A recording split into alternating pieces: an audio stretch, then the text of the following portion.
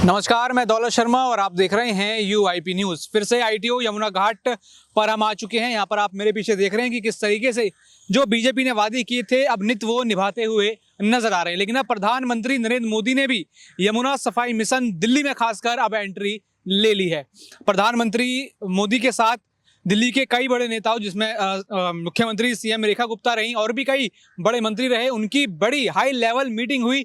उसके बाद कहा जा रहा है कि अब और जोर शोरों से यमुना का काम चलने वाला है, यानी यमुना सफाई, जिसके ऊपर बीजेपी आई, जिस मुद्दे को लेकर बीजेपी ने काफी नाम कमाया, वोट कमाए। अब उस वादे को क्या बीजेपी निभा देगी? क्या बीजेपी अब और भी ज्यादा एक्शन में आ चुकी है? क्योंकि इससे पहले ही ये मशीन की जो सफाई आप देख रहे हैं कि उसका एक्शन लेना शुरू कर दिया गया था, लेकिन अब प्रधानमंत्री नरेंद्र मोदी के आने के बाद लोगों का जो विश्वास है अब और भी अटल इसमें हो सकता है कि बीजेपी ने जो गुजरात में करके दिखाया, साबरमती नदी को जो स्वच्छ किया, अब वो दिल्ली में ऐसी ये चीजें करके दिखाएंगे। उसकी अब उम्मीदें बढ़ गई हैं। सीधा लोगों से ही जानते हैं कि वो इस फैसले को लेकर क्या कर रहे हैं, क्या क्या योजना बनी है और उन योजनाओं से उनको क्या लगता है कि कितना लाभ होने वाला है। जी, आपका नाम जानेंगे। सबसे पहले जानेंगे, हम लगातार यहाँ पर आते रहते हैं, अब तो प्रधानमंत्री नरेंद्र मोदी इस पूरे विषय में आ चुके हैं। उन्होंने तक हरी झंडी दिखा दी है, वो तक चाहते हैं यमुना साफ हो। उनका कहा है कि उनकी दिली ख्वाहिश है कि यमुना समेत और भी नदियों पर काम हो। आप अब इसको कैसे देख रहे हैं? दिल्ली वालों के लिए कितनी खुशी की बात है? मैं परविंदर मिश्रा, मैं वैसे प्रॉपर जो हूँ यूपी के सुल्तानपुर से रहने वाला हूँ और यहाँ पे मैं मंडावली में रहता हूँ। जो आपका प्रश्न है कि जो मोदी जी ने अभी मीटिंग की यमुना को लेके, तो मैंने अगर बात करें तो बीजेपी के मैनिफेस्टो में ही था कि हम यमुना माँ को निर्मल करेंगे और उसके लिए वो तत्पर पे थे। सरकार नहीं बनी थी तब भी अधिकारी लग गए और जो मंत्री थे या अधिकारी थे वो काम करने में लग गए। अब जो है काम में तेजी लाने के लिए मोदी जी ने स्वयं दिल्ली की CM से साथ बैठ के ये मीटिंग की है और उसमें जो यमुना की सफाई को लेके है उसे 3 चरणों में उन्होंने किया है। जो एक 3 माह के लिए है, एक 1.5 माह के लिए है और एक 3 साल के लिए योजना बनाई हुई है। और उन्होंने यमुना योजना के जो कार्य है उसे मास्टर प्लान से भी एडेड किया हुआ है, तो जिसे उन्होंने अर्बन मैनेजमेंट प्लान कहा हुआ है।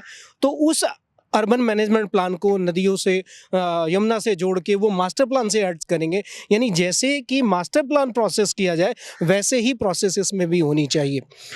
तो सरकार जो है वो संवेदनशील है और मैंने आपसे पहले भी कहा था आपके चैनल में कि जो वर्तमान सरकार है, दिल्ली सरकार और केंद्र सरकार, दोनों ट्रेन के पहिए के रूप में काम कर रहे हैं, कंधे से कंधा मिला के काम कर रहे हैं। तो ये सकारात्मक परिणाम जो है वो धरातल पर दिखाई भी देंगे और आप देख रहे हैं लगातार जो काम है वो चल भी रहा, आपकी मशीनों के माध्यम से दिखाया भी हुआ है। तो ये जो हाई लेवल मीटिंग जो थी उसमें यही चीज़ थी, क्योंकि जब तक किसी घर का मुखिया नहीं उसमें इंटरफेयर करना, घर सही ढंग से नहीं चलता। उसी तरह से मोदी जी ने भी इसकी कमान अपने हाथ में ले ली है और जैसे उन्होंने अपने पुराने वादों को पूरा किया है वैसे ही इसको भी करेंगे। और आज प्रकृति दिवस है और प्रकृति दिवस में अगर मैं कहूँ तो नदियों का प्रकृति को बचाने का बहुत बड़ा रोल होता है। अगर हमारी नदियां स्वच्छ होंगी तो हमें स्वच्छ पानी मिलेगा, इंसानों को मिलेगा, जानवरों को मिलेगा, पक्षियों को मिलेगा, खेती के लिए अच्छा पानी उपलब्ध हो सकता है। यही पानी जो होता है वाष्पीकरण होता है जिसके द्वारा हमारे वायुमंडल पे भी प्रभाव पड़ता है। तो अगर ये नदियाँ स्वच्छ होंगी तो हम स्वयं स्वच्छ रहेंगे, हमारा वातावरण स्वच्छ रहेगा। इसलिए नरेंद्र मोदी जो है बहुत संवेदनशील है और इस पे बड़ी शीघ्रता के साथ अब कार्य किया जाएगा। दिल्ली सरकार कार्य करेगी। आपने कहा शीघ्रता के साथ काम किया जाएगा। प्रधानमंत्री नरेंद्र मोदी भी हरी झंडी दिखा चुके हैं, कह चुके हैं कि उनकी दिल की तमन्ना है कि यमुना नदी पे उनके काफ़ी सालों से उनका फोकस था, लेकिन जो सरकारें रहीं, जो भी रहा वो सब छोड़ते हैं। लेकिन सवाल या निशान अभी भी लोगों के बीच हैं कि अभी भी जो गंगा की शपथ खाई थी, जो उस काम को लिए किया था, वो भी अभी इतना सुचारू रूप से नहीं है या फिर उतनी तीव्रता नहीं आई है या फिर उतनी अच्छे तरीके से साफ नहीं हुई। अभी महाकुंभ हुआ, उसमें भी कई सवाल निशान उठे, लेकिन क्या ये सवाल निशान बंद कैसे होंगे? ये क्या लगातार चल रहा है कि यमुना जी को लेकर भी सवाल निशान अभी बीच में खड़े हुए थे जब मशीनें बंद हो गई थी, फिर दोबारा कचरा जम गया था। क्या ये है कि अब लगातार काम चलेगा या फिर ऐसे ही ऊपर नीचे होता रहेगा? देखिए, मैंने पहले भी आपके से कहा था कि जो सफाई का चरण है वो चरणबद्ध तरीके से किया जाएगा और 3 फेसेस में उन्होंने बात की है। तो जो पहले फेस की प्रक्रिया है अभी चल रही है, जिसमें गाद को निकालना, गंदगी को निकालना, फिर वो कुछ दिन के लिए काम रुक जाता है। तो जो लोग होते हैं या विपक्षी पार्टियां होती हैं वो कहने लग जाती हैं देखो जी इतने दिन में नहीं हुआ। अरे काम तो हो रहा है, उसे होने में समय लगेगा। और बात दूसरी, आपने जो प्रश्न किया कि कुंभ में इतने करोड़ों लोगों ने वहाँ पे आकर स्नान किया है, विदेशों से लोग आए हैं जो इतने संवेदनशील होते हैं, वो अगर ऐसा होता कि वहाँ पे नदी में नहाने लायक नहीं होता तो कहाँ से आते इतने लोग। और जो पार्टियां हैं उनका केवल कहने का काम है, उनको अपनी राजनीतिक रोटियां सेकनी है, इसलिए इस तरह की बात कहते हैं। लेकिन वास्तविकता ये है कि जो वर्तमान सरकार है, चाहे वो केंद्र सरकार हो या दिल्ली की बीजेपी सरकार हो, ये दोनों जो हैं वो संवेदनशील हैं यमुना को लेके, और कार्य भी बड़ी तेजी से दिखाई पड़ रहा है। क्योंकि अभी कुछ दिनों पहले ही दिल्ली सरकार ने 40 एसटीपी प्लांट लगाने के लिए निर्धारित कर दिए थे, जिसमें 38 की जगह भी चिन्हित कर ली गई थी और उस पर कार्य भी चल रहा है। तो ये दिखा रहा है कि सरकार की करने और काम को गति देने में कोई दिक्कत नहीं। हाँ, थोड़ी सी जरूर है कि जो नेता हैं या सरकार है उन्हें अधिकारियों की मॉनिटरिंग ज़्यादा करनी पड़ेगी, क्योंकि खासकर काम में जो कमी आती है या ढीलापन आता है वो अधिकारियों की वजह से होता है। वो लीपापोती करते रहते हैं, मैसेज कुछ और देते हैं लेकिन वास्तविकता कुछ होती है। तो इसके लिए जो जनता के प्रतिनिधि हैं, सरकार के प्रतिनिधि हैं, उन्हें धरातल पे आना पड़ेगा, खुद विजिट करनी पड़ेगी, लोगों के बीच जाना पड़ेगा और उनसे पूछना पड़ेगा कि वास्तव में क्या स्थिति है। तो उन्हें सटीक जानकारी मिलेगी, जिससे उन अधिकारियों पे नकेल कसना आसान हो जाएगा। जैसे कुछ संस्थाएं भी लगातार काम कर रही हैं, आप भी संस्था से जुड़े हुए हैं, आप भी काम कर रहे हैं, उनकी अब कितनी जिम्मेदारी बढ़ जाती है? अब तो प्रधानमंत्री नरेंद्र मोदी हर संस्था के साथ जुड़ के चलते हैं, हर किसी को अपना मान के चलते हैं, जैसा कहा जाता है कि अब उनकी क्या जिम्मेदारी बन जाती है जो संस्थाएं काम कर रही हैं? देखिए, नरेंद्र मोदी ने अभी कहा कि जो यमुना है उसे टोक चाहूँगा, अभी जैसे उन्होंने कहा कि अगले 6 महीने बाद छठ पूजा आ जाएगी, कई सारे पूर्वांचली लोग आएंगे। वो पिछली बार भी देखिए, कोई भी हालत रही हो यमुना जी की, वो आते हैं, स्नान करते हैं, अपना जो भी करते हैं। लेकिन क्या इस बार कहा भी गया है कि उम्मीद है, और बीजेपी भी कह रही है कि इस बार स्वच्छ जल मिलेगा, आप अपनी पूजा पाठ कीजिए, जो भी छठ मनाई जाएगी इस बार स्वच्छ जल में होगी, वो हो सकता है? जी, अभी जब आपने प्रश्न किया तो मैंने कहा कि मोदी जी ने ये कहा है कि यमुना को एक जन आंदोलन के रूप में लीजिए और इसमें जन भागीदारी को बताइए। क्योंकि जन भागीदारी को क्यों उन्होंने जोड़ा?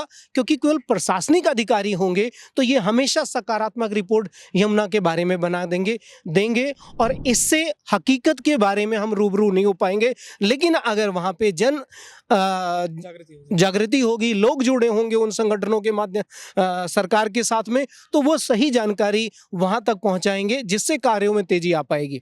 फिर दूसरा जो प्रश्न था आपकी कि क्या छठ को यहाँ सेलिब्रेट कर पाएंगे, तो ये भी बात उन्होंने मोदी जी ने कही है कि इस बार जो छठ होनी चाहिए, लोगों के भाव को हम यमुना भाव में उन्हें अर्पित कर सके, वो यमुना में आए, पूरा याचमन करें और यहाँ स्वच्छता से साथ उनको पर्व मनाने का अधिकार मिलना चाहिए। जो उपासना करना चाहते हैं वो उपासना भी कर सकेंगे नदी में जाके, तो स्वच्छ जल मिलेगा, जो उनका कहना है वो पूरा भी होगा। अभी प्रधानमंत्री नरेंद्र मोदी भी अब कह रहे हैं यमुना सफाई होनी चाहिए, बड़ी हाई लेवल मीटिंग हुई, उनका कहना है कि जन जागरण हो।